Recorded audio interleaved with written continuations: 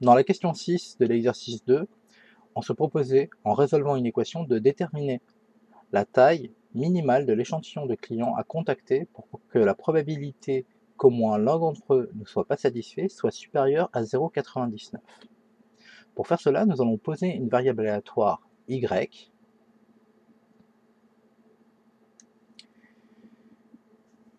qui va compter le nombre de clients non satisfaits parmi n clients contactés. Dans l'idée, si la variable aléatoire y prend la valeur 1, cela signifiera qu'il y a un client non satisfait et la probabilité que y prenne la valeur 1 nous donnera la probabilité qu'il y ait un client et un seul non satisfait, ainsi de suite. Probabilité que y prenne la valeur 2 nous donnera la probabilité qu'il y ait 2 clients non satisfaits, et ainsi de suite. Étant donné qu'on ne connaît pas le nombre de clients à contacter et que c'est ceci qu'il va falloir trouver, on va poser n comme paramètre, et de la même façon que l'on a fait pour x, on sait que y va suivre une loi binomiale, car on va supposer que le nombre de clients est assez grand pour pouvoir considérer que les appels sont indépendants et que les clients sont indépendants. Ou du moins que la satisfaction des clients sont indépendantes entre elles. Et ensuite, le paramètre que j'ai appelé Q va être la probabilité qu'un seul client ne soit pas satisfait. Or, nous avons calculé à l'exercice 3, à la question 3 pardon, de l'exercice 2, que la probabilité qu'il soit satisfait était de 0,8. Par conséquent, la probabilité qu'il ne soit pas satisfait est de 1 moins 0,8, soit 0,2. Pour rappel,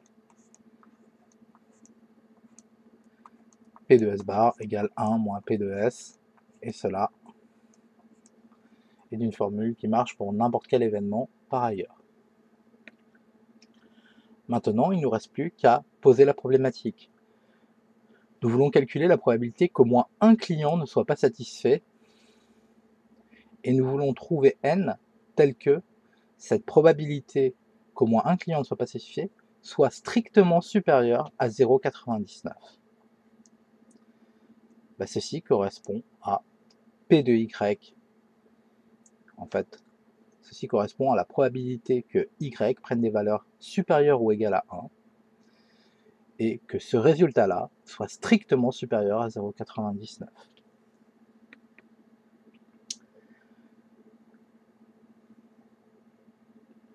Maintenant, il y a une astuce de calcul qui est assez célèbre, c'est de remplacer P de Y supérieur ou égal à 1 par 1 moins P de Y égale 0. Ça ne se prononce pas comme ça, on devrait dire que la probabilité qu'au moins un client ne soit pas satisfait est l'événement complémentaire de la probabilité que tous les clients soient satisfaits. Or, Y compte le nombre de clients non satisfaits. Donc la probabilité qu'au moins un client ne soit pas satisfait, c'est l'événement complémentaire du fait que tous les clients aient été satisfaits, c'est-à-dire qu'il y ait 0 client non satisfait. Et donc, on peut écrire la probabilité que Y prenne des valeurs supérieures ou égales à 1 est égale à 1 moins la probabilité que Y prenne la valeur 0. Ainsi, cette équation-là, que je note avec une petite astérix, devient celle-ci.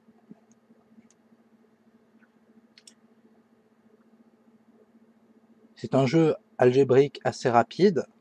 Pour passer de là à là, si vous voulez, je peux détailler les calculs.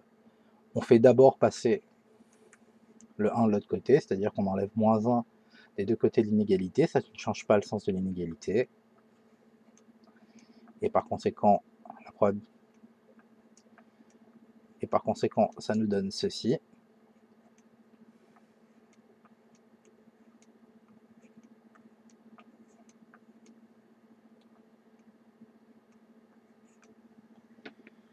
Et ensuite, on va diviser par moins 1 ou multiplier par moins 1 pour enlever le signe devant cette probabilité. Et en faisant ceci, on change le sens de l'inégalité, ce qui nous donne le résultat suivant.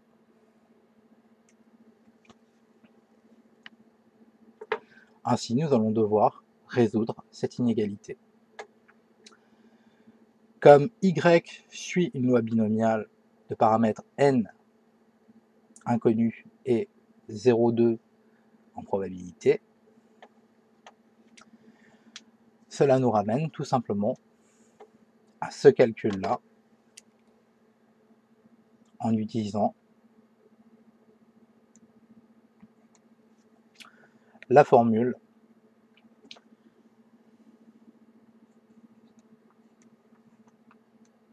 qui permet de décrire la loi d'une variable aléatoire y suivant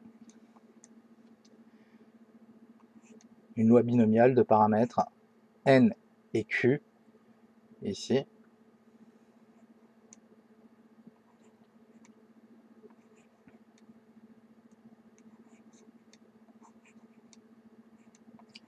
bien sûr, on suppose ici que dans cette formule,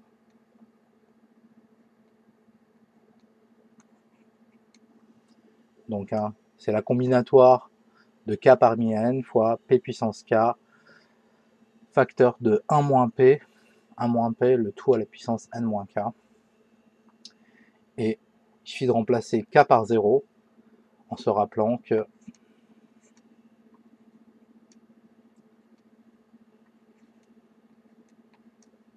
la combinatoire de 0 parmi n est égale à 1, quel que soit n, pour la simple et bonne raison que vous pouvez vous donner une petite idée de point de vue probabiliste.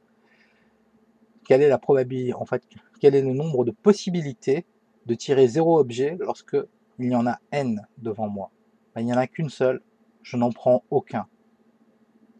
C'est une façon de choisir 0 objet parmi n. Ou sinon, vous pouvez utiliser les factoriels, c'est assez rapide, et vous voyez qu'à la fin, on se ramène à 1 avec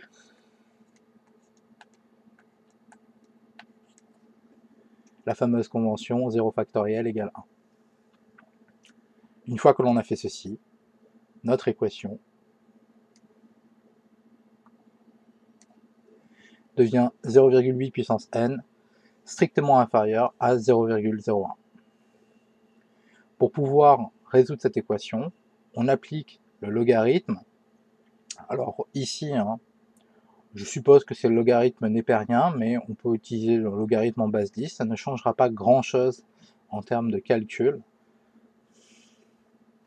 J'ai écrit log, mais j'aurais pu tout à fait écrire ln, ça ne changeait strictement rien, puisqu'à la fin, le calcul va se faire à la calculette.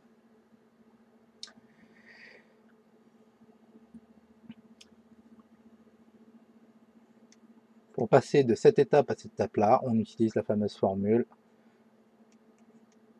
ln de a puissance b égale b ln de a. Je rappelle que cette formule est valable pour tout a appartenant à R plus étoile, autrement dit, tous les nombres réels strictement positifs. Et elle marche pour tout B appartenant à R.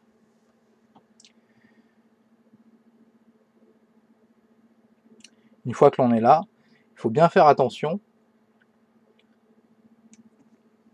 Logarithme de 0,8, ou même le logarithme népérien de 0,8, est négatif, car 0,8 est strictement inférieur à 1, et on sait que logarithme de x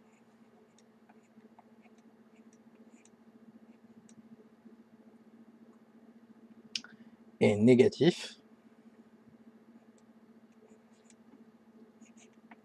pour tout x appartenant à 0,1.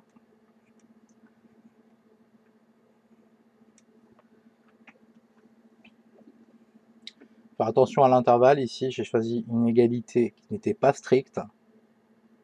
Donc logarithme de x inférieur ou égal à 0 pour tout x appartenant à l'intervalle 0,1, 0 exclu, 1 compris.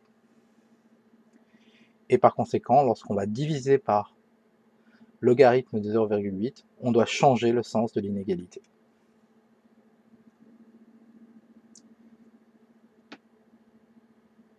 Finalement, à la calculette, on calcule logarithme de 0,01 divisé par logarithme de 0,8. Les deux sont négatifs, les deux signes se simplifient, ça nous donne un nombre positif qui est environ égal à 20,65. Faire attention, n étant un nombre entier, on ne peut pas prendre 20,65, on va prendre le nombre entier qui est strictement supérieur à 20,65 et qui est le plus proche de 20,65, autrement dit n est égal à 21. Ainsi, la probabilité pour qu'au moins un client ne soit pas satisfait soit supérieure. Ainsi, pour que la probabilité qu'un client ne soit pas satisfait soit supérieure à 0,99, il faut contacter au minimum, c'est-à-dire au moins 21 clients.